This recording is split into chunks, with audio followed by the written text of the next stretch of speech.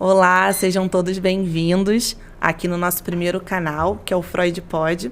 Eu e a Diane, né, psicanalista, a gente está trazendo essa proposta, né, Diane, de trazer uma psicanálise de uma forma menos complicada, mais acessível, para que todos vocês possam estar assistindo, né? Para quem não me conhece, meu nome é Amanda Souza, né? Sou psicanalista, faço atendimentos atualmente, né, 100% online, individualmente, terapia de grupo também para mulheres. Meu Instagram é @psisouzaamanda, para quem ainda não me segue lá. E depois vocês se inscrevam no nosso canal, que é o Freud Pod, justamente para que a gente possa ver, né, o que é normal, o que pode a gente estar fazendo aí em relação à nossa saúde mental, o que está dentro do normal, né, que a gente pode estar categorizando. Então, realmente, a ideia é trazer um bate-papo, trazer um divã de uma forma mais descontraída, mais gostosa para todos vocês. E é isso, gente. Então, meu nome é Amanda, vou deixar a Diane falar alguns minutinhos também, quem é ela, o Instagram dela, e aí a gente vai trocando aqui. Hoje o nosso assunto, né, gente, só para não esquecer, a gente vai trazer aqui hoje os nossos primeiros mergulhos sobre o assunto da dependência emocional, um pouquinho também dessa questão do narcisismo, né, que eu vejo que vai aparecendo muito com as pessoas que se identificam dependentes emocionais. E o mais importante, né, Diane, que é a nossa proposta aqui. Como que surge um dependente emocional? Né? Como que eu identifico esse perfil? Será que eu sou? Será que eu não sou? Será que a minha mãe está passando por isso? Será que o meu marido Será que eu vivo essa relação, né? Então, eu sou Diane Duque, psicanalista. Meu Instagram é @DianeDuquePsi. E a gente tem essa proposta, né? Porque as pessoas perguntam muito dessa questão. Primeiro, sim, se isso é normal. Sim. Eu acho, primeiro, eu gosto de fazer essa pergunta, mas o que é ser normal dentro de uma sociedade? Trazer essa questão, porque as pessoas chegam muito no consultório e dizem, mas eu não sou maluca. Né? E a psicanálise não está atrelada a isso mesmo, a questão de ser maluca. E por isso que a gente teve essa ideia, né, essa proposta de descomplicar, de trazer o que a gente está vivendo, porque às vezes a gente apresenta, né, uma informação e todo mundo se identifica dentro daquilo dali. E não é uma característica, não é um fato, não é um acontecimento que vai gerar que você está vivendo aquele problema. Com certeza. Essa ideia da dependência emocional, em determinado momento, às vezes a gente está um pouco mais carente. Às vezes a gente está um pouco mais... Nem sempre é isso, né? Nem sempre estou dependente emocional. E aí, por isso que a gente pensou em trazer isso. Semana passada, no meu canal, eu levantei esses questionamentos, assim, para os meus, quem me segue, fazer essa pergunta, e a gente também vai tratar isso aqui, né? A gente vai dividir responder essas perguntas. Sim. E aí, Diane, pelo que a gente tinha conversado, né, eu acredito que dentro, né, da reunião até que a gente fez, prévia, né, que o que mais pesa, né, para os seus pacientes, para a galera que acaba te acompanhando, né, no seu canal, no Instagram, enfim, que é a questão da identificação. Né, dessa dúvida, será que eu estou vivendo a dependência emocional? Ou será que eu estou só simplesmente carente? Né? Diane, então o que você consegue contribuir aqui hoje para o nosso papo referente, como que você percebe, né, essa dificuldade e como que você até conduz, né, ajuda, né, esse paciente a ter mais clareza sobre isso? E compartilha com a gente como que você faz, né? Eu digo que a saúde mental não é uma bula de remédio, né? Você sofre, você não sofre, você vive, você não vive. Mas, assim, nas linhas gerais, primeiro de tudo, você depender do outro. Diane, isso é muito óbvio. Não, mas, assim, por exemplo, eu tenho um relacionamento de 26 anos. Então, é claro que tudo que eu faço, eu vou compartilhar. Né? Tudo que eu faço, eu vou, às vezes, dar uma ligada, perguntar como é que está a agenda do outro. Isso não é uma dependência emocional. Mas se você aceita qualquer coisa e você depende, já diz o nome, da aprovação, e você não consegue fazer nada sem essa pessoa. Sem essa pessoa. E mais, às vezes não é nem sem ela, mas sem a aprovação dela, então é uma coisa que você quer fazer, que você gosta, e aí um olhar daquela pessoa, às vezes, né? Você se veste, a pessoa te olhou, e você já... E não é simplesmente você não ficar... incomodado. Porque, assim, a gente não... Por isso que a gente falou que é fazer um podcast de descomplicar. A gente não vai mentir. A gente quer aceitação social. Sim, né? sim. Não adianta. A gente vive no dia a dia os comportamentos de querer aceitação social. Mas quando isso é demasiado, quando isso... É o excesso, né? Quando isso te paralisa, que é o que a gente conversa em consultório. É um sentimento bobo. Te paralisou? Não é bobo. Te deixou de fazer as coisas que você gosta? Não é bobo. Né? Então, acho que a gente identificar essas coisas. Tem umas características muito, assim, muito fortes, né? É a separação da família. Ninguém mais na família é bom o suficiente para você. Né? O isolamento. Tudo que você faz não é bom. Tudo que te faz crescer não é bom. Só que a pessoa continua vivendo a vida dela no social. E no social, no conjunto. É só você que não pode ter isso social. Uhum. Então, tudo que você faz é errado, tudo que você faz não é bom, tudo que você faz não é suficiente. E o pior não é o outro dizer, é você aceitar. E aí eu acho que também o que se torna pior nisso tudo é a culpa. Sim. Se sentir culpado porque realmente não está atendendo a expectativa. Se sentir culpado que realmente aquela roupa não era adequada. Se sentir culpado porque você está sentindo aquilo. Né? Então, acho que assim, não vou abrir muito o leque, porque a gente poderia fazer um podcast só porque é muita coisa, né? De como identificar isso, mas é como você parar e olhar esse relacionamento. Você não tem mais amigos, a sua família já não serve mais para você. No trabalho você não pode ter relações nenhuma. As roupas que você veste, o que você faz, você não pode mais crescer. Eu acho que é um sinal de alerta, tá? Não vamos dizer assim, isso é um relacionamento, porque senão a gente vai dizer que tudo é. Uhum. Né? Mas eu acho que é um sinal de alerta de a gente falar assim, opa, tem algo eu acho que é muito aqui. Dessa história da metade da laranja, né? Eu esperar... A gente cresce, gente, ouvindo isso. Isso que é o pior. E aí é onde a gente entra nessa questão da infância. Né? A gente já cresce achando que a gente precisa encontrar uma outra parte. E aí, quando a gente precisa encontrar uma outra parte, significa que a gente não tem uma completude. Que está faltando alguma coisa. E aí, aquela criança que vai acreditando nisso, a menina que vai acreditando que, para ela conseguir ser validada socialmente, ela precisa ter o casamento. Ela precisa, muitas vezes, manter esse status para honrar pai e mãe, de forma inconsciente, né, gente? Tudo que a gente fala aqui também, vamos trazer muita clareza sobre isso. Isso tudo acontece sem a pessoa perceber. Por isso que a gente fala que está nessa mente inconsciente de coisas que vão sendo reprimidas desde a infância e vão voltando em forma de sintoma na vida adulta. Né? Então, o que é a ansiedade, né, Diane? A depressão, a própria angústia, a tristeza, né, em uma completude muito grande. É justamente esses conteúdos que, desde quando a gente é bem bebezinho, a gente vai reprimindo, né, coisas que vão acontecendo que nos desagradam, né, como desde as nossas fantasias infantis, que a gente não tem maturidade nenhuma para lidar, só que a gente vai carregando isso. Né, se a gente não tem a oportunidade de elaborar isso na terapia na infância, por exemplo, isso volta. Então, se você for pegar esse adulto, né, e a gente bem sabe disso, quando a gente vai pegar a história dele, né, o que está por trás dessa dependência? É fruto da insegurança. Das duas, uma, né, Diana? Você vai concordar comigo. Ou foi total escassez de amor, desse sentimento, né, que aquela criança não recebeu, ou a superproteção. O excesso de um pai e mãe que tentou superdar as coisas. Né? E tanto que a gente depois vai trocar essa bola. Então, acho que esse ponto que você fala aí dessa dificuldade da pessoa viver sem a aprovação do outro é muito também desse percurso da vida.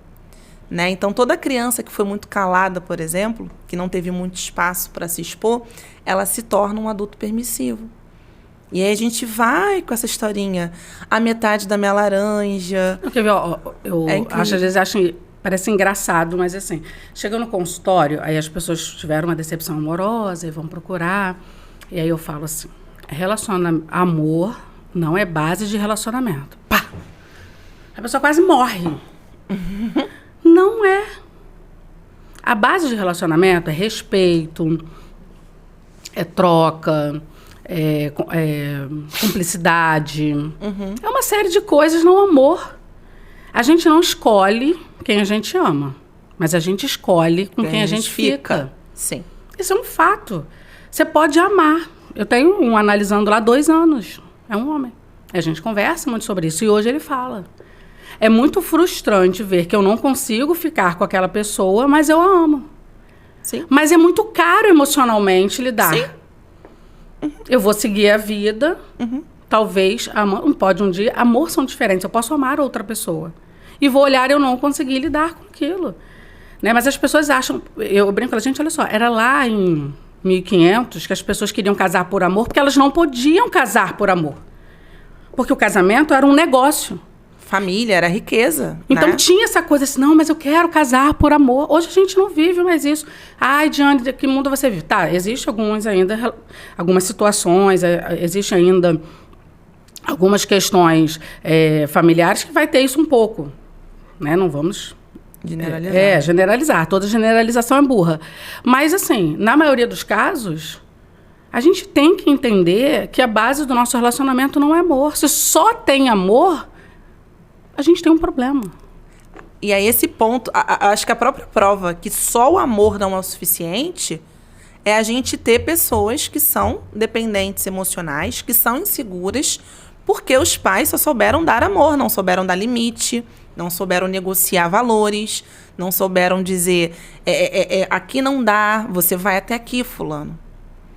Entende? Então, por esses excessos também. Então, acho que a maior prova básica de que o amor, essa dimensão dessa amabilidade, que é o que a gente chama de amabilidade excessiva, tudo que é em excesso é o nosso prejudicial. Né? Então, completando a sua resposta de como que a gente identifica se o negócio está ruim nessa dependência, é o excesso. Porque é interessante que quando eu recebo o paciente na terapia, e aí quando eles começam a dar uma alavancada, começam a entender, ressignificar e às vezes eles descobrem que nunca amaram aquela pessoa, tá? A gente vai entendendo isso, quando ele identifica. Quando ele começa a fazer processos de amor próprio, começa a se amar, começa a focar em si, aí ele já começa a ver o outro numa distância. Mas, na verdade, sempre foi assim. É a fantasia infantilizada dele que estava projetando naquela pessoa, às vezes. Dá um exemplo.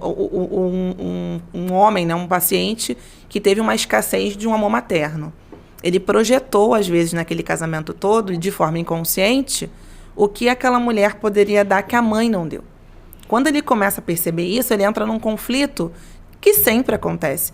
Amanda, eu agora estou num pepino grande porque eu não sei se eu amo a minha esposa. Eu não sei.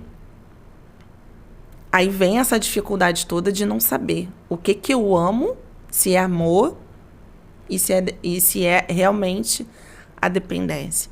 Então, assim, aí só para completar o que eu estava falando, quando acontece isso, as pessoas começam a ter esse movimento, não sei se acontece com você, que elas começam também depois a não respeitar quando vem um sentimento ruim. Porque ela vai tendo uma melhoria gradativa na terapia. Aí, quando acontece um problemão, que acontece na tua vida, que acontece na minha, que acontece na de todo mundo, ela acha que já não consegue mais lidar com aquilo. Ela acha que não é normal se sentir triste. Ela acha que não é normal, né? Sentir uma angústia, uma dificuldade de lidar. E é o que eu sempre digo, gente, todos os sentimentos são feitos para serem vividos. Como que você, de repente, sei lá, morre a sua mãe? Como que você vai se cobrar em ficar bem numa situação que é um pesar para você? Não, olha, Amanda, eu vou dizer assim, eu vou mais ao extremo ainda. As pessoas, infelizmente, elas têm dificuldade de lidar com a frustração. Sim, e é normal isso. E Freud vai dizer uma frase que eu amo e repito isso no consultório, e tem uns que já até repetem comigo quando eu começo. Freud falava, eu sou um homem afortunado, tive muitas frustrações na vida. Né? Primeiro tem a questão de a gente só crescer por meio de uma frustração. Verdade. É triste, mas é real. Né? A gente está ali acomodado, muito felizinho. E aí, quando vem a frustração, é que a gente vai ter uma mudança. E eu trabalho muito isso no consultório de a gente sair dessa zona de conforto. Tirar a criança que só toma as decisões, né, Diane? Que eu vejo que... Só resolve quando tá ruim. Não, vamos antes. Né? Eles brincam, já está tudo bem. Aí eu acho muito engraçado, que eu tenho analisando assim de 1 ano e meio, de 2 anos. Tem um processo longo. Já longo. Aí senta e fala assim, tá tudo bem? E aí, como estamos? Eu sempre brinco com essa frase, e aí, como estamos? Aí uns falam assim, estamos indo. Eu indo para onde? Não sei, você que tem que dizer. Eu não sou a condutora do seu barco, meu amor. O condutor do seu barco é você. Aí eles ficam rindo. Tanto que hoje os mais antigos já não me respondem. Né? Você que sabe. Aí eles falam, tá tudo bem. É embora quando tá tudo bem, não tá tudo bem, né, Johnny? Eu falei, gente, também não é assim, né? Tá tudo bem, mas né, vamos olhar o que a gente pode crescer em cima disso. É isso que você falou, vamos lidar com a frustração. E naturalizar também, e olhar, que momentos assim, ruins existem, gente. Eu não consigo isso. Eu não consegui aquilo. Né? Eu não consegui aquilo outro. Eu tenho um analisando de 15 anos, eu vim para ele e falei, olha, talvez você não entenda todo o processo que a gente vive aqui. E talvez não tenha que entender porque só tem 15 anos. Exatamente. Mas eu tenho certeza que quando chegar lá na frente, você vai assim, gente, aquela doida, brincando com ele, né? Porque as coisas que eu, assim, falo com ele, um dia desse ele chegou em casa chorando, a mãe me ligou. Você deu um aperto nele? Eu falei, eu não sou a mãe dele. Aí ela riu. Mas, tá tudo bem. Eu falei, tá tudo bem. Mas é isso, de eu dizer para ele, você vai se frustrar. E tá tudo bem. Porque a frustração faz parte da nossa vivência, da nossa maturidade. É aquilo que você falou. Então, assim, as pessoas acham que vão para terapia e vão resolver todos os problemas da sua vida. Que nunca mais vão chorar, vai ser vão ficar tristes. Ou então chegando... Eu estou retrocedendo porque sofreu? Não, amor. Você está amadurecendo mais do que nunca. Sim.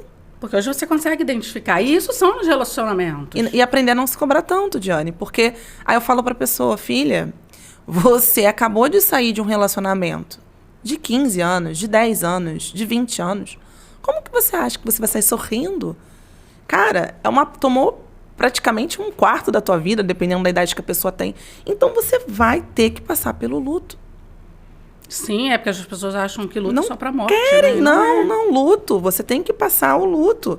Então, tudo que você tem de se descabelar, de chorar, de expressar a sua emoção, de ficar triste, porque é coerente com aquele momento. Sim. Né? É como se fosse realmente uma morte, só que a morte de uma coisa que não morreu materialmente, mas morreu dentro da gente. Né? A gente vai ter que aprender agora a refazer-se sem aquela outra pessoa. E a falta, né? Eu brinco com a gente sente falta da série que termina. Claro! Terminou a série, você fala assim, gente, eu vou fazer agora. Como que um casamento, um namoro longo, você vai se punir por você sentir falta? E ainda mais quando ele é abusivo, né, Amanda? Porque aí ele é constante, ele é o tempo inteiro, ele é sufocante, então... E você não tem certeza se é aquilo. E aí quando aquilo acaba, tipo assim, parece até estranho, tipo assim, fica um vazio inicialmente, até você aprender a preencher com as suas questões, porque você viveu o tempo inteiro pro outro, com o outro.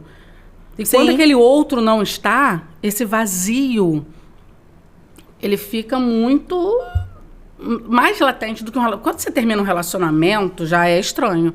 Mas não parece. Mas quando um relacionamento abusivo, ele é mais dolorido porque ele te preenchia muito. E machucou muito também. Né? Então você parece assim, e agora? Uhum. Né? Porque você está acostumada com aquela questão do outro. Por exemplo, teve uma pergunta que fez aqui. A gente só vive, eu gostaria que você pudesse responder sobre isso, Amanda. A gente só vive relacionamento abusivo em amor? Não. A dependência emocional, ela vem até porque, assim, eu vou completar melhor. Se a gente vive uma dependência emocional em um relacionamento, seja qualquer, gente, relacionamento... com o seu companheiro, companheira, com a namorada, com o namorado, com amigos, tá, gente? Amigos. Vejo muito casos disso no consultório, de amigos que querem punir você, às vezes, por você não oferecer aquilo que era benéfico para ele. Pais e mães, né? Mães narcisistas, né, gente? Vamos fazer um pod só disso? Não, só de narcisismo, gente. Não. Então, assim, o que começa a acontecer? A própria raiz da dependência emocional é a dependência emocional lá na infância. Porque aquele adulto, o que acontece? Nós somos adultos, beleza. Tem lá os seus 20 e poucos anos, 30 e poucos, 50. Só que, para algumas questões, o nosso percurso é como se tivesse parado lá nos 10, 15. O nosso emocional... Porque o nosso inconsciente... O nosso cérebro, ele não identifica o que é real e o que é fantasia. E o inconsciente é atemporal, ele não... E tudo para nos preservar. Sim. Né, Diane? É um mecanismo de defesa, né, da sim, gente. Sim. Então, sempre digo que a gente só fica em relacionamento destrutivo porque para o nosso cérebro é bom, gente. De uma certa forma, e é as pessoas ficam chocadas quando eu falo isso. Mas, Amanda, como é que eu tô sofrendo? Isso é bom. Falei, na sua consciência aqui, a gente sabe que não é. É porque você sabe lidar. Mas é agora, o dedo podre, né? mas eu tenho um dedo podre. Eu sei lidar com isso, gente. Mas no teu cérebro, pro teu inconsciente, a gente só fica em coisas destrutivas por duas questões. Ou por questões sociais ou emocionais. Então, a gente tem benefícios. Então, aonde que seria emocional, por exemplo? A própria carência. Sim. A própria carência. Uma pessoa que recebeu talvez muito pouco, ou recebeu muito, e de repente os pais morreram na adolescência, na vida adulta, e ela não sabe gerir a sua própria vida sem aquele cerne familiar. E aí, quando ela chega na vida adulta, com essas questões, ela também pode, além dessas questões emocionais, ela ter uma dependência social. Então, qual que seriam os benefícios sociais aí? O próprio dinheiro. Então, se o homem e se a mulher, eles não provêm, como que se sustenta? Como que eu saio de um casamento se eu não tenho como bancar, de repente, uma casa? E aí? Então, muitas vezes, a pessoa não sai somente... Ela até sabe lidar sem aquela pessoa, mas emocionalmente. Mas ela não sabe sobreviver socialmente. Por quê? Isso eu vejo pacientes que estão passando por isso, tá? Que tem um relacionamento, mais de anos, né? Mas não sai porque se sente inseguro de se prover. De achar que não é o suficiente o próprio trabalho dela ou dele e ter aí essa dependência.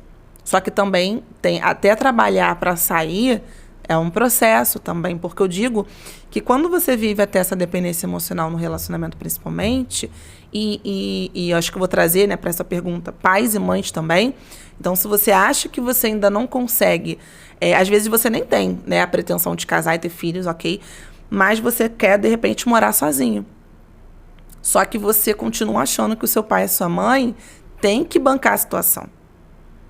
Ou porque realmente você acha que ele tem que bancar por aquilo que foi passado por eles também, ou por simplesmente você até querer, só que existe uma insegurança de você não conseguir ir.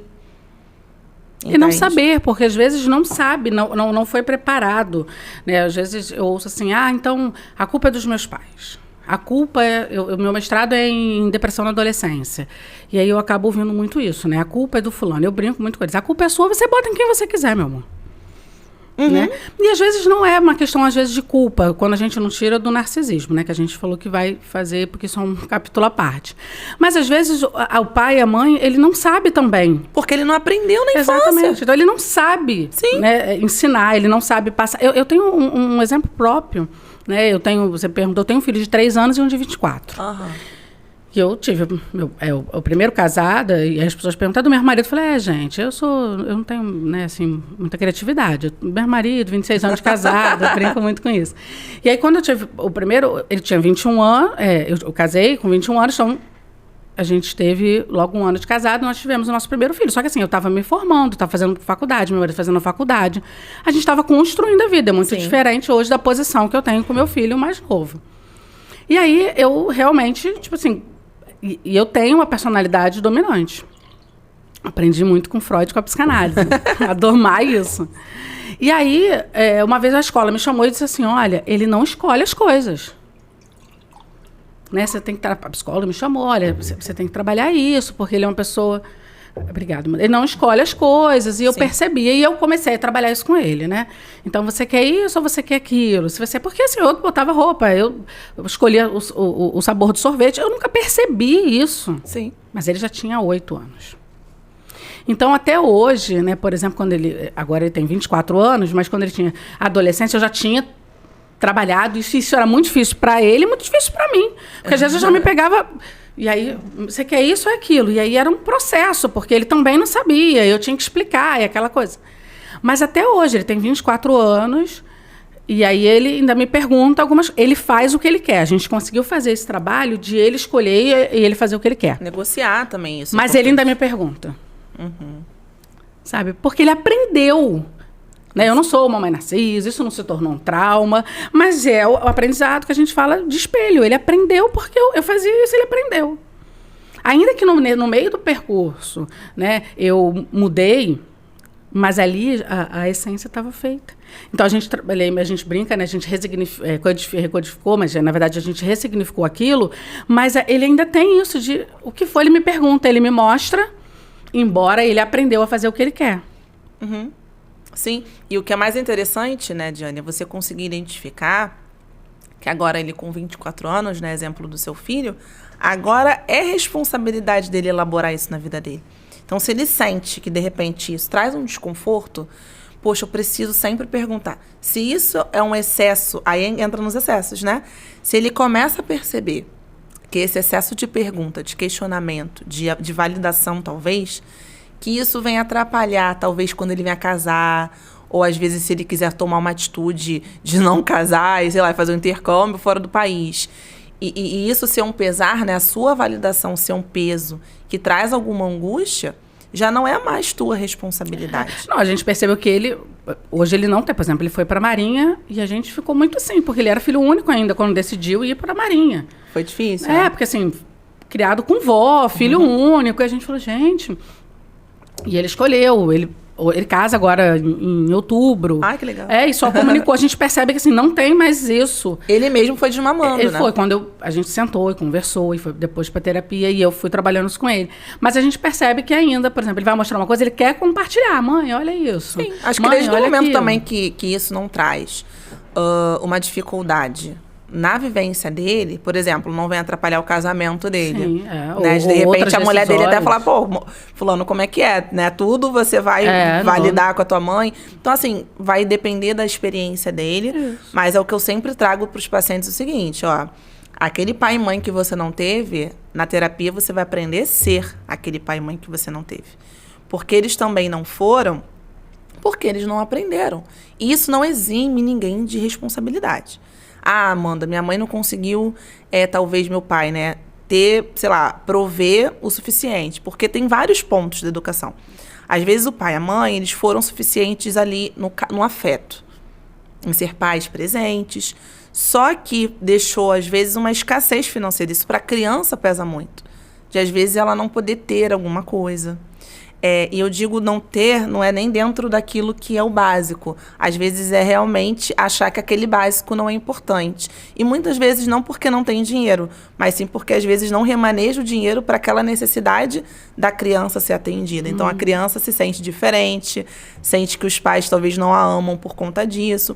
Só que na vida adulta a gente tem essa capacidade de olhar que, poxa, minha mãe não entendia que isso era preciso para mim, mas porque os meus avós também não conseguiram passar. Se tiveram avós, né? Se você ter... Porque, assim, tem gente que, sei lá, né? Às vezes o pai e mãe não teve nem pai nem mãe quando nasceu, foi cuidada, né, por uma tia. Aí entram, né, por outras questões. Às vezes foi sendo criada, né? Eu conheço paciente, foi sendo criada por vizinhos. Tinha até mãe, mas por conta da mãe ainda, né, largar o barco e tudo mais, e viver outra vida, foi sendo criado um pouquinho de cada um. Eu acho que é interessante que você falou isso, né? Por exemplo, eu tenho um paciente que a mãe teve ele quando ele tinha 15 anos. Perdão, quando ela tinha 15 anos. E aí deixou com os avós. Numa situação financeira bem complicada. Sim. E a gente tratou diversas questões, e uma delas era o aniversário. Ele não comemorava o aniversário. E a gente tratando, entendendo aquilo, uma vez ele me contou, ele falou assim, Diane, sabe o que acontece? A minha avó sempre dizia para mim que aniversário era uma coisa supérflua, né? Não era necessário, assim, a gente só ficava mais velho, não era uma coisa boa. Mas eu sempre vi os meus amiguinhos, por mais que fosse simples, tinha um bolinho, tinha um docinho, né? Tinha um suco, tinha aquela coisa toda. E aí eu não entendo aniversário como algo importante de se comemorar. E a gente trabalhou isso na terapia. Falou, olha como é importante comemorar, olha quantas coisas... Vamos pegar aqui o último ano que a gente teve, quantas coisas você avançou, quantas coisas você cresceu, o quanto é importante estar com as pessoas que você gosta, o significado do bolo. O que é o bolo? Cortar uma fatia de bolo e partilhar com as pessoas que você gosta, né? E aí, pela primeira vez, ele comemorou o aniversário. Ele falou, cara, como é legal porque isso. Ele aprendeu que o ruim não era pra ele, era pra ela. Era tudo sobre a avó dele, não era nada sobre ele. E aí ele não cultivou aquilo e ele disse assim, aí ele criou aquilo que você falou, um mecanismo de defesa de entender assim, eu não gosto, eu não tenho, então eu não gosto. Ele criou aquele mecanismo para... Porque gerava gatilho. Então, fazer um bolinho para ele, provavelmente lembrava remetia aquilo que não era bom. Exatamente. Como é que ninguém faz para mim? Então, eu não vou fazer, já sou adulto, e a gente trabalhou tudo isso. Então, a gente, assim, é claro, porque isso é hiperfreudiano, a gente entender nas nossas fases, né, de desenvolvimento psicossexual, a gente entender tudo isso, entender esses traumas, entender por tudo que acontecer, mas que a terapia, que às vezes as pessoas têm tanta...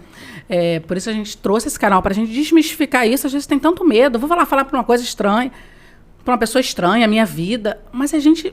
justamente desfazer esses nós que vai facilitar tanto. Então, flexibilizar, né? É uma coisa que às vezes a gente nem entende, que está lá no inconsciente, que a gente fala, mas é por isso? Ou é por aquilo? É só mais um exemplo. Teve uma vez uma analisanda chegou e eu perguntei, tá, o que te traz aqui? Ela, porque eu não consigo dizer não para as pessoas. A gente conversou um pouquinho, eu falei, como é que foi a sua relação com a sua mãe? E foi hiper abusiva.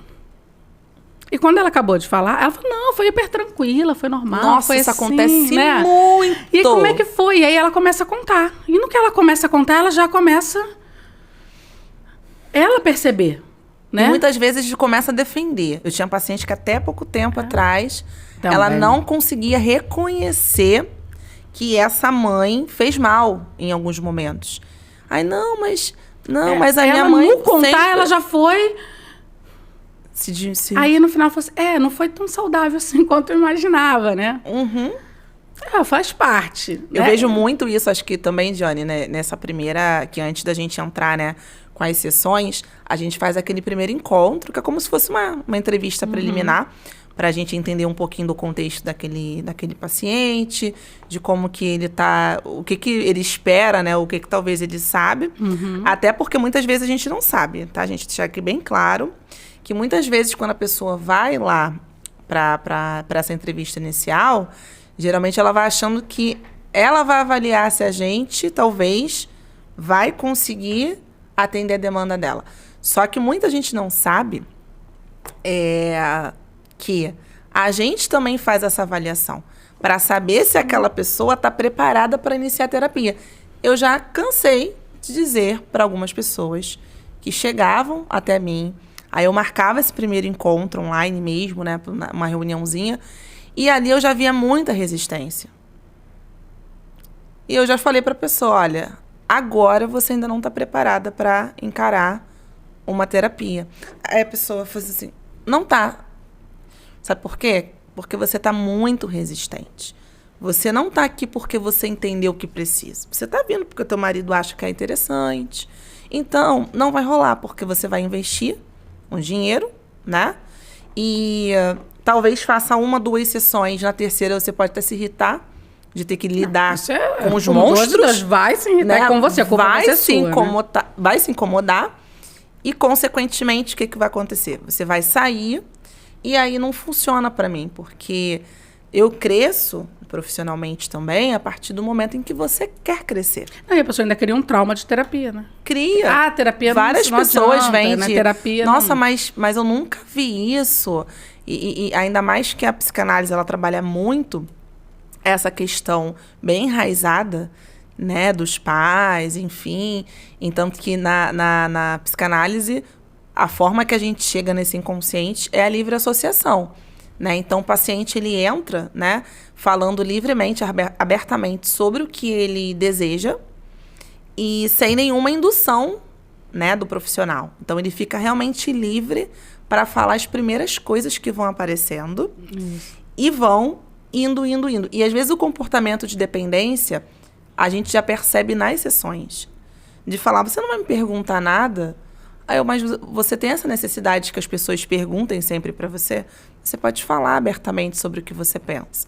Ou achar que fazer a sessão é trazer o resumo da semana. Eu sempre falo isso, gente. Resumo da semana não é terapia. Resumo da semana, você senta com a tua amiga na porta do bar e você vai lá e fala como que foi sua semana. Ou então você termina a primeira sessão e a pessoa fala assim, desculpa, eu falei demais. Ela já ou então tem esse choro, comportamento. Ou então chega no choro, começa a lembrar alguma coisa, começa a chorar e fala assim, desculpa, eu prometi que eu não ia chorar. Quer dizer, então, ela já criou toda uma expectativa em cima. Claro que é natural, você vai numa sessão, vai criar alguma expectativa, mas assim, não vou chorar. Aí eu brinco, eu tenho uma caixinha de lenço, óbvio, né? Aí eu falo assim, não, ali, ó, não é exclusividade sua chorar. Sim. Tá ali. né? Fica à vontade. O meu consultório, eu uso alguns abajur, né? Para ficar meio um ambiente mais assim. E aí já teve gente mais que falou clean, assim, né? mas, que fala assim, mas as lâmpadas sempre não tem problema, não? Você quer que eu acenda? E aí é muito claro, né? Aí eles falam, não, era melhor do jeito que estava. Eu falei... Né? Até porque Freud vai dizer isso. A sessão de terapia não é aqueles 50 minutos que você passa comigo ali. A sessão de terapia é o tempo... Por que uma semana? 7 dias? Tanto que Freud, às vezes, fazia sessões, 3, 4 sessões por semana, né? No início dos estudos dele. Mas a terapia real é o tempo que você está na outra semana, de uma semana para outra, no que você vai pensar, no que você está... Associação, né? Daquilo que... Os insights, daquilo que você vai ter, daquilo que eu fiz uma pergunta, de uma provocação que eu te fiz, de uma coisa que você me falou que você, muitas vezes... Nossa, eu nunca contei isso para ninguém. Nossa, muitas vezes. Né? Ai, ou então eu nem tinha pensado sobre isso, ou então às vezes some 2 meses. Aí já minha secretária fala assim, não tem... Eu falei, não liga. Não liga.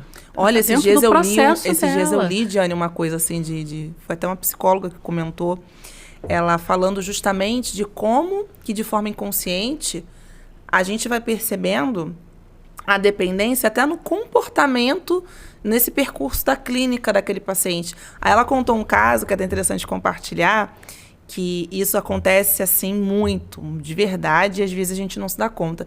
Ela tinha um paciente, né, regular e tal, ia toda semana.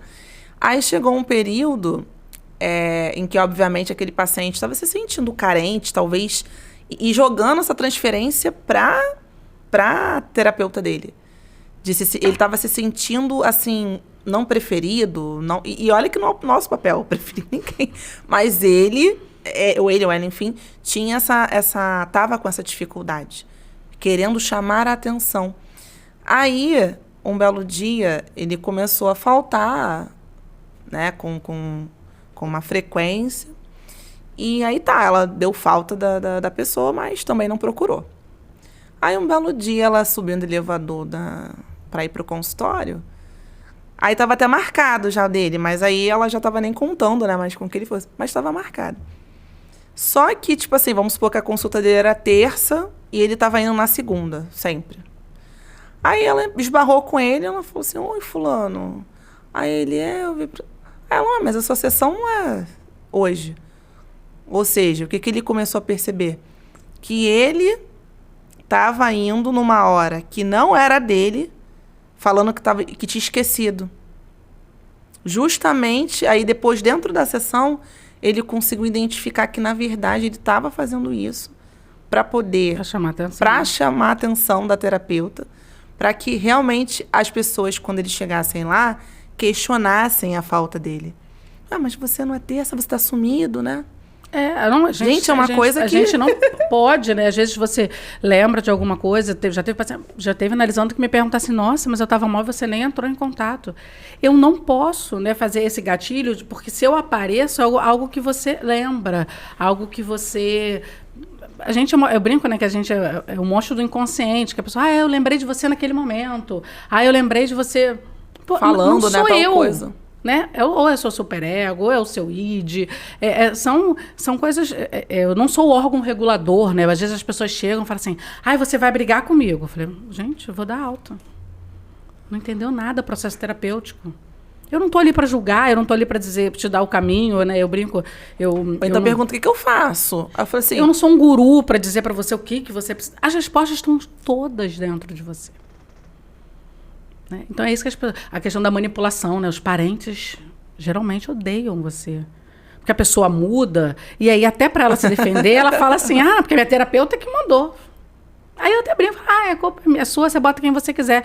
Eu não me importo, né? Mas assim, a própria pessoa, ela não consegue às vezes perceber. Hoje as pessoas falam para mim assim, olha o que você está me fazendo, eu sei, muito obrigada. Eu falei, então, não é, lá. gente? Te agradeço. É claro, tem nossa intermediação, mas não... Mas assim, olha só, é igual um lapidador. Né? Se ele pega uma pedra e vai lapidar, se ela for um diamante, claro que toda a técnica dele vai ficar um lindo diamante. Mas se for uma pedra qualquer, não vai se tornar um diamante. Né? A nossa técnica, é claro que vai fazer o que você é. O que está aí dentro é mostrar, porque aquilo que você falou, todos os nossos traumas, aquilo que foi nos ensinado, aí a gente vai se tornando ali. O que a gente faz é tirar isso de dentro de você. Por isso que as pessoas têm esse medo de ir para terapia, né? Esse preconceito. Eu brinco muito do Cazuza, já dizia, eu vou pagar a conta do analista para nunca mais saber quem eu sou. Mas é porque ele estava na beira da morte, um cara que conseguiu tudo na vida e aí estava morrendo e não tinha o que fazer. Mas vá fazer análise. A análise já diz o nome, é para você se analisar, né? É para você se entender. Eu acho que um ponto também, né, Diane, que a gente tinha até colocado aqui para a gente pensar, é na questão do autoconhecimento. E isso vai te ajudar, e aí respondendo as perguntas, né, dos... Foram colocadas, né? Foram colocadas, é isso. Como é que eu identifico? Quando você se conhece, você identifica que aquilo ali está indo além. Outra pergunta também que me fizeram muito, assim, como é que eu mostro para o outro que ele está vivendo uma relação abusiva? É muito complicado, porque geralmente o outro não... Você pode apontar todas as coisas, mas faça a sua parte, mostra. Mas não mostra acusando. Você está se deixando, olha aqui, você está perdendo seu valor, não adianta acusar, não adianta ir de forma agressiva, porque já basta. Até porque se a pessoa já tivesse entendido, ela já não estava mais ali. Talvez fosse, o que eu posso te ajudar? Como eu posso te ajudar? Eu posso te ajudar de alguma maneira?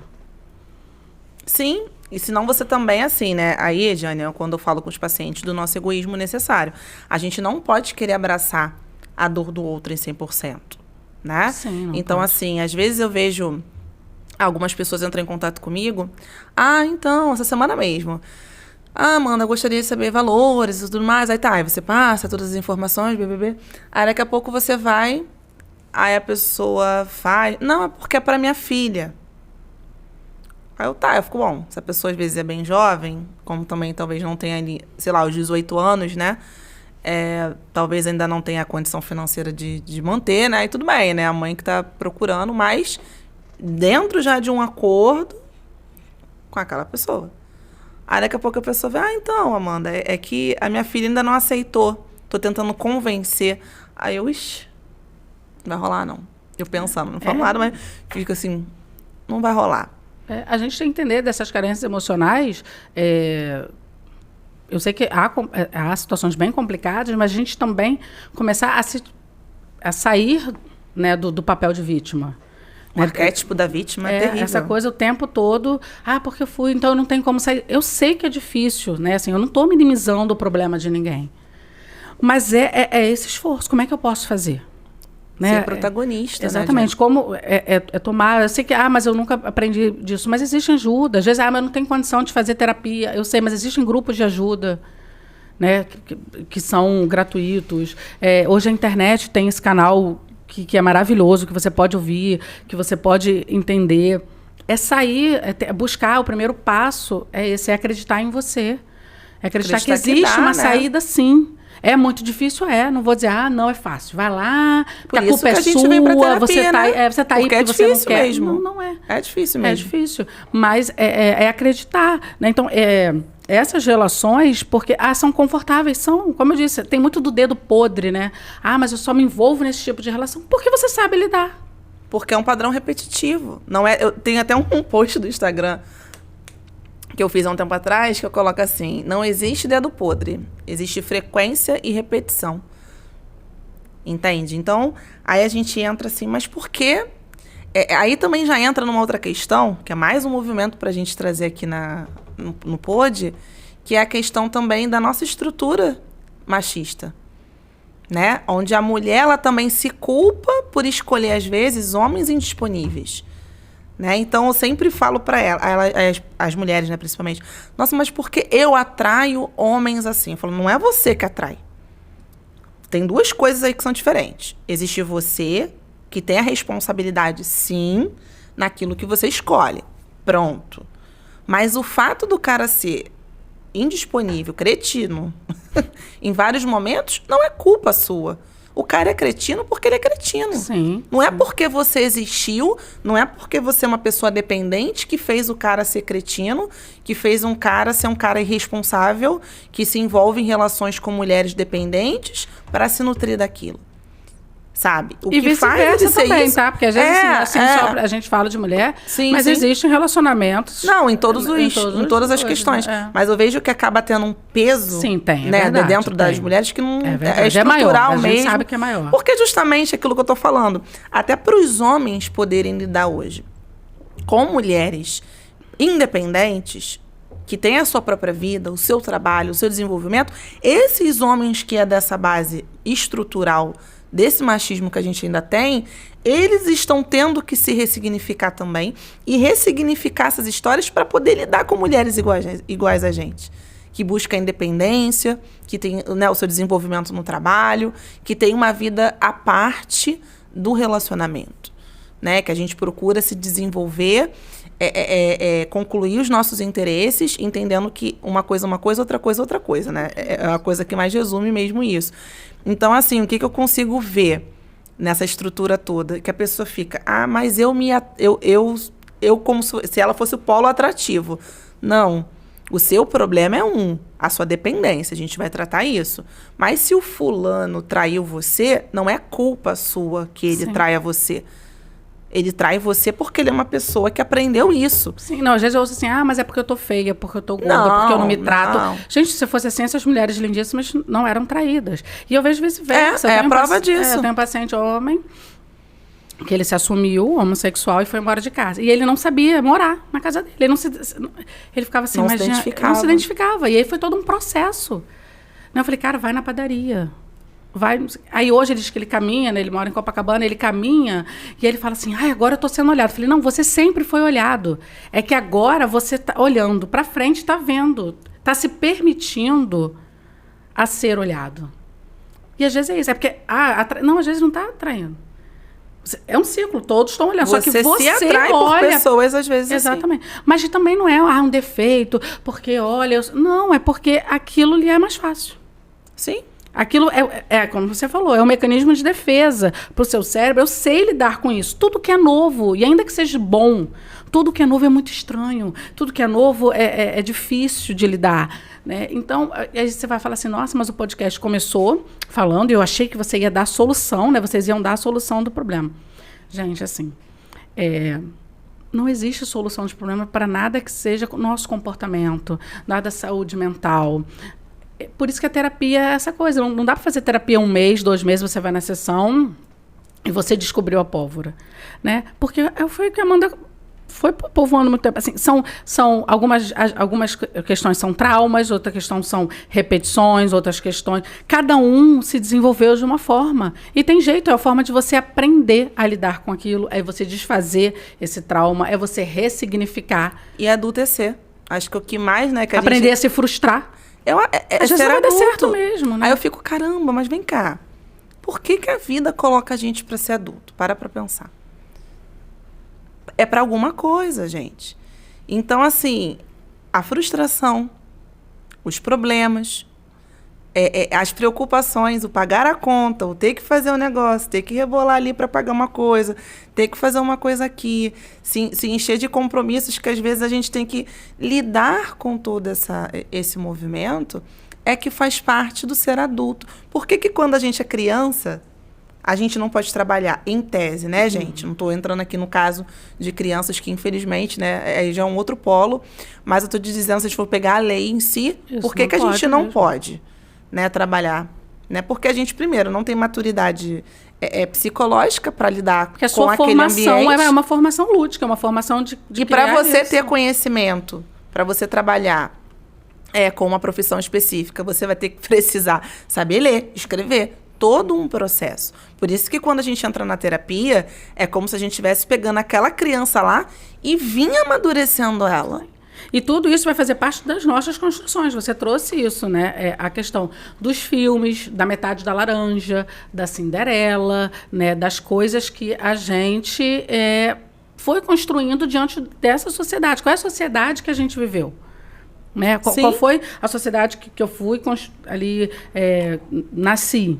Sim. Porque é de povos, né? Assim, a minha formação antes da psicanálise é a comunicação. E aí tem gente que me pergunta assim, nossa, mas sair do jornalismo para a psicanálise. Gente, a comunicação a gente vai estudar já diz o nome, né? A questão da comunicação de pessoas só que em massa. E a gente só fecha ali. Eu estudei Lacan, estudei essa galerinha toda para entender. Tem um livro do Stott Rock que diz da diáspora. É você se entender nesse meio de todo. Nós somos conteúdo do meio, do né? meio. Produto do meio. Daquilo do que a gente vive. E a gente tem que aprender a lidar com essa diferença. E Freud fala muito isso. Tem um livro aí, acho que é pra galera que gosta muito de ler, gente. Fica um livro do Freud aí, é um livro mais denso, mas é super interessante, que é o mal-estar na sociedade. Sim. Não, e nesse assunto que a gente está falando, tem também Fadas no Divã, que é para perguntar assim, gente, como que pode uma mulher aceita uma maçã de uma desconhecida, vai morar com 7 anões e tá hiper feliz ali, né? Como a Rapunzel, se você pegar essas histórias, elas estão todas incluídas nas nossas histórias, a gente esperar um príncipe num cavalo branco, né, que nos salve, que cuide da gente, mas qual é a nossa participação disso?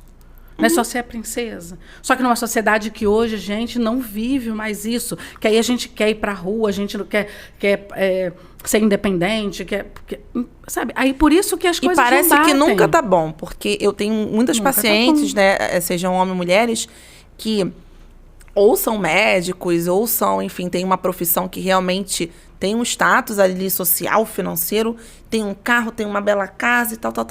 Olha, mas se aquela pessoa ela não tem um relacionamento, ela se sente insuficiente. Parece que existe uma lacuna que não foi fechada. Parece que ela precisa realmente ter uma relação para poder estar alcançando alguns níveis de exigências da sociedade. Não, e a busca de uma relação perfeita, né? Que não vai existir, né, Amanda? Não perfeição, existe relação perfeita. A perfeição, ainda tem isso. Porque você não é perfeito. Né? E o outro não vai ser. É o princípio do Freud, né? Do prazer. A gente quer buscar prazer em uma única coisa e não dá. Você tem que ter um pouquinho de prazer no seu trabalho, um pouquinho de prazer na sua relação, mas um pouquinho de prazer. Um dia desse eu faço trilha, e aí um dia desse eu estava toda arranhada nas pernas. Eu estava com a saia comprida, cruzei a perna, um dos meus analisantes é um adolescente, falou assim, que isso, tá toda arranhada. Eu falei, meu Deus, não posso ser para adolescente que eu faço trilha, vai que esse menino inventa, né? Aí eu falei, não, depois eu te explico, não sei o que. Eu vi, que aí o Instagram, né? Eu vi, você faz trilha, né? Eu falei, faço trilha. Porque assim, aonde que eu tenho... Eu sou portadora de transtorno de TDAH. Então, eu tenho que usar a minha adrenalina. Buscar dopamina, noradrenalina. Fazer uma atividade, sim, eu passo com certeza. Quarta, quinta e sexta, eu atendo de manhã à noite. Estou dentro, né, de um consultório ali.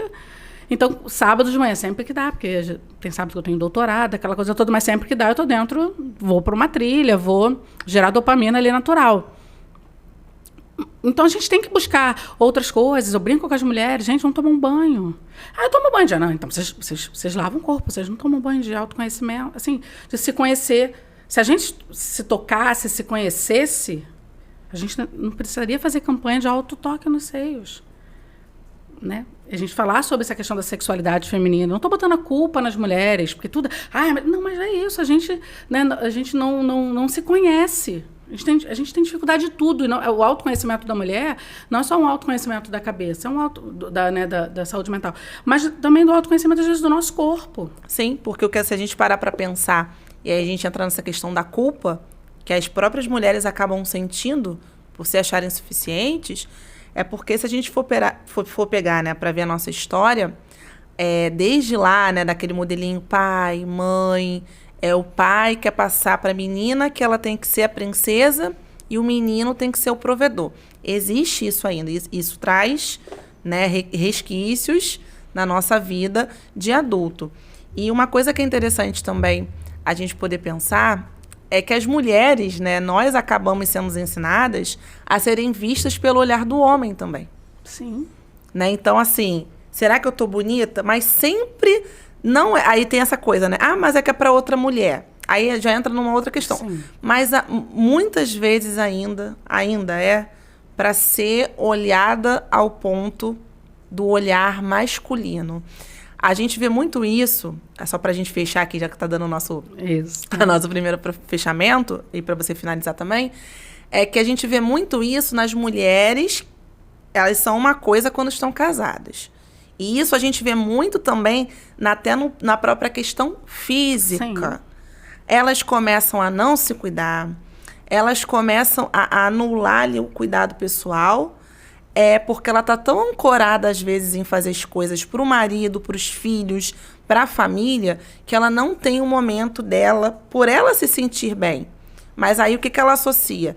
Tem um relacionamento, tá tranquilo, assim, é minha segurança. Eu não preciso me achar bonita porque o meu marido tá e já me acha. Não, e a gente Quando tem ela isso... separa, o que acontece? corta cabelo, emagrece. Bota peito, bota bunda, tira a bunda. Mas isso também é um estereótipo social. Eu tenho uma experiência minha. Eu tava na academia... Né, ser a solteira, aceita. Porque se você for solteira do jeito que você tava, você não aceita. Mas, por exemplo, eu tava na academia, faço hoje... Eu sou pós-bariatra, porque depois do bebê, né? De 3 anos, que eu tinha 120 quilos, estava tratando obesidade, mas falou pra mim que eu não engravidava e engravidei. E aí, eu preciso ter saúde, né? Pra criar agora uma criança de 3 anos de idade. Com certeza. E aí, eu fiz a bariátrica. E aí, hoje eu malho. Hoje tem toda uma questão. E uma vez, o meu personal me perguntou. Você foi traída? Eu falei, que eu saiba, não. Pode ter sido por aí. Quer dizer, assim, então, por que você fez uma bariátrica? Por que você tá aqui malhando? Por que você tá emagrecendo? Como se fosse pra mostrar... Aos 45 anos de idade... Como se fosse pra você mostrar pro seu marido que você tá bem a partir disso. E pras pessoas, né? Então ele não... É aquela história. Então, alguma coisa aconteceu... Quer dizer, e porque ele vê muito também isso, né, gente? Nas próprias academias, os cirurgiões veem muito isso. Então, aí, porque nós estereótipos, às vezes, só da gente, né? Então, a gente... É muito difícil, mas é isso. A gente, por que a gente fala tanto do autoconhecimento de novo? É para que você... essas vozes que ecoam da sociedade, que é o padrão mesmo, não é só da gente. Não, eu fiz porque eu quero saúde, porque eu quero fazer meus exames, eu quero cuidar do meu bebê com saúde. Né? É a gente passar por cima disso sem que... Às vezes eu estou no pediatra e eu ouvi uma voz assim, porque bota a gente para cuidar trazer os netos. E aquilo, de fato, não me magoar. Ele poderia ser meu neto. Meu filho tem 24 anos, ele tem 13, ele podia ser meu neto. E eu brincar e falar assim, mas ele não é meu neto, não, ele é meu filho. E a pessoa fica toda sem graça, eu falando, relaxa. Às vezes está muito ligado ao conteúdo daquela pessoa, porque ela é a avó, ela que está ali. Ou às vezes eu estou numa pracinha e ele gritar, mamãe. E aí já alguém mais de idade vir falar comigo, nossa, você conseguiu ser mãe com mais idade. É aquilo que a gente falou, não é a gente que atrai. São as pessoas que atraem daquilo que a gente é para a sociedade. Sim, é uma troca. As pessoas são assim, você não tem culpa pelo fato das pessoas, às vezes, serem inconvenientes, né? Mas às vezes não é nem de ruim, isso que eu tô querendo apontar, né? Às vezes é ruim, bom, porque às vezes uma pessoa na minha idade e olha e fala assim, poxa, então eu também tenho chance. Sim, sim. Né? Então, porque a gente às vezes só olha pro lado ruim, daqui a gente só atrai uma coisa ruim. Mas isso só acontece porque você se conhece ao ponto de saber que um comentário desse não é o que te forma como feliz ou triste, porque ou te abala. Poderia ser de fato, agora se aquilo me magoa, então porque eu tô velha, porque então te gerou gatilho, não sei o quê. Porque te gera gatilho de insegurança. Porque de fato ele pode ser meu neto, ele poderia. Eu tenho 46 anos, ele tem 3. Ele não poderia ser meu neto? Poderia. E a questão, né, Diane, acho que você fala muito bem, que eu acho que pra gente fechar o pod de hoje, que é o que mais a gente trabalha na terapia em si, né, gente, é a questão dessa busca. O que é real e o que é fantasia. Né? Então, a partir do momento em que a gente começa a enxergar isso, a ver as coisas de uma perspectiva mais realista, que eu acho que essa que é a grande proposta da terapia, entendendo que a nossa cultura familiar, o nosso contexto, influenciam muito os nossos desejos. Então, que a gente consiga, né, no nosso caminho da vida, sempre que a gente tiver uma queixa, procurar primeiramente ajuda e começar as coisas não como elas foram, mas sim como elas são hoje. Eu não recebi amor na infância. Hoje você é um adulto que pode se dar amor. E, gente, só pra gente fechar o nosso pod de hoje, a ideia é a seguinte, gente. Vocês podem ser e fazerem o que vocês quiserem. Dentro da medida do limite do respeito do outro, que não fira as outras pessoas, mas que fica, né, como contribuição hoje do nosso podcast, que tudo que você precisa para ser feliz está dentro de você. Todas as suas potencialidades estão em você, não está em ninguém. Não está no seu marido, esposa, na sua mãe, no seu pai, no seu irmão, nos seus amigos. Está dentro de você.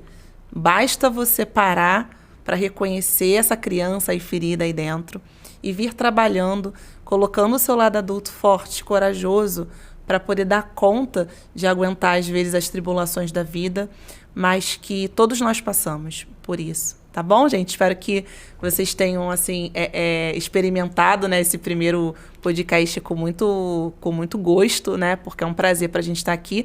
Vou só passar a fala pra Diane finalizar. E espero vocês aqui no nosso próximo podcast. Não deixa de se inscrever no nosso canal, que é o Freud Pod. Tá bom? Diane, finaliza aí pra gente fechar. Então, é difícil, mas não é impossível.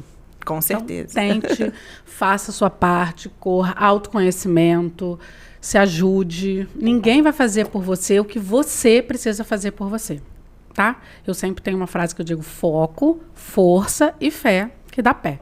Então vamos lá, vamos correr atrás e mudar essa situação se hoje você se encontra de uma forma que não está te deixando feliz. A felicidade com todo não existe, mas se está te incomodando muito, tem como mudar. Tá bom? A Amanda já deixou aí nossos canais, siga aí.